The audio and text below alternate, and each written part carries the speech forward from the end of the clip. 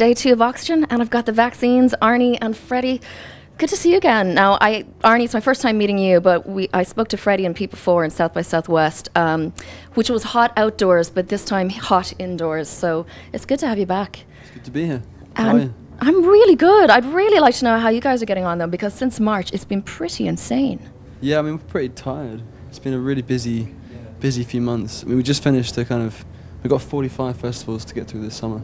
45. 45, so. Already missed one, unfortunately, because of just flights. But you know, like as even though we're tired, we're not tired of touring. Just touring makes you tired. You know what I mean? It's like it's unbelievably fun, but it's also very draining. You know. Well, every time you look at Twitter or look at any sort of TV coverage of a festival, there's a snapshot of the vaccine. So you've kind of been at all of them.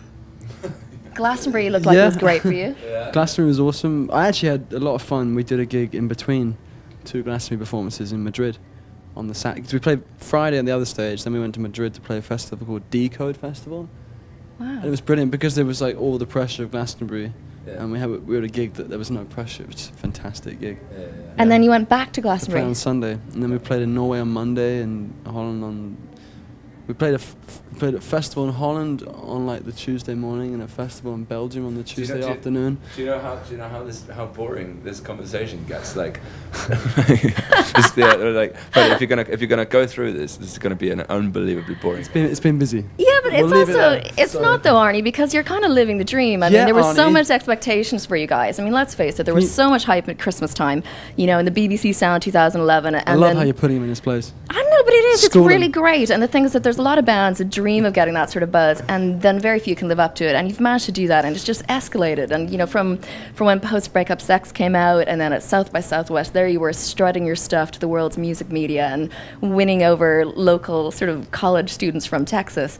And within 3 songs, you had them. Like, your music's very direct. So you know, when you go to new countries each time, how long do you feel it is before you get them? Well, I guess America's, you can't really count it because it's so big, but you know, the reaction in Europe has been fantastic. Yeah. We've had some of our best gigs over there, some of our biggest audiences, and you know, it's just been brilliant. Yeah. So, is it a worldwide release? Has that record come out actually everywhere now? Yeah. Brilliant. Yeah. It came out in America on the 31st of May or something like that. Yeah. But America's just such a massive place that it's just it requires all your time. Yeah. We've done what, like 25 gigs there, or something, and that's like you've got to do hundreds and hundreds and hundreds to make any kind of impact. But you got a really jammy support slot. I mean, being announced for Arctic Monkeys, that's a good gig to get. It was good. It was brilliant. It was really nice to get to know them as well. It was nice to get to know them as people. They're brilliant people.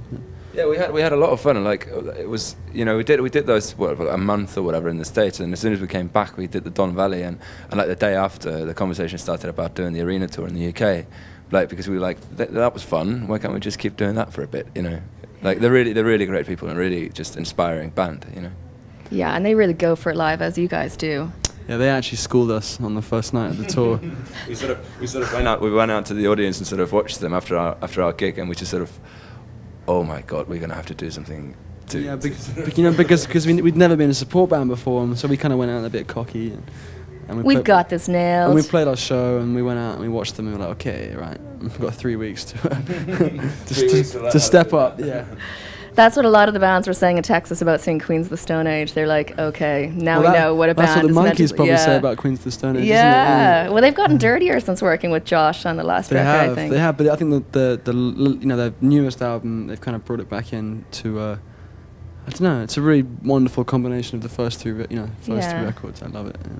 It sounds like they're having fun with the record as well, which is good to see. Yeah, absolutely. Yeah. So from the point of view of you guys, because you're able to do a really brilliant 25-minute set, you know, and a lot of, you know, in Austin, Texas, that really suited you, Southwest, and I'd imagine a support slot suits you from that point of view as well. When you get that sort of 25 half-hour set, you can just kind of really nail it. So when you put so much energy into a short set, are you nervous about the second album and actually having to play for an hour and a half? Not at all. We're excited by it. You know, I think we've been playing 45-minute sets, and that's really where I feel most comfortable. I think a set needs different colours and different you know, energies, and because you do have your 8-minute songs on the record. They're not all Wrecking Bar.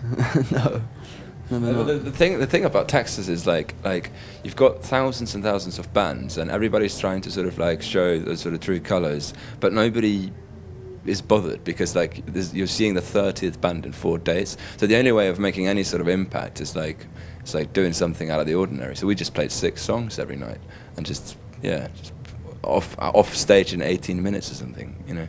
And there's no risk of anybody getting bored. Well, well, they might go, that was horrible, but at least they'll think something of it, you know. Because most of the gigs that you go to, you go and you don't think anything of it when you walk away. You know what I mean? Yeah. People that weren't that keen missed it in the first place. Yeah. I'll go halfway through. You know. So what happens after your 45 summer festivals? Are you going to go back into studio, or is it going to be stadium tours then? We have 45 festivals, and then we have an arena tour with the Monkees in the UK. Excellent. And then we have our kind of big headline tour at the end of the year. Just because people haven't heard of you yet after the 45 festivals and the arena tours. Yeah. I don't know. That was something initially we were quite worried about. Are you going to send postcards to your family to remind them what you look like? Yeah. We're essentially on the road till sort of March next year, and somewhere in between sort of those loads of gigs we're gonna try to record as much as possible. Wow. We'll try and write then, and we'll hopefully get in the studio, but we finish with the tour of Australia in March, and then, you know, try and get another album out before. That's a pretty amazing year and a half. Yeah. It's been brilliant. If we can survive. Well, we love you on the show, and we love you in Ireland, and I think Oxygen's going to be perfect for you. It's a great lineup with you guys, with the Monkees, with Foo Fighters. It's kind of rocktastic today. So thank you so much for coming in, Arnie and Freddie. Vaccines. Thank you.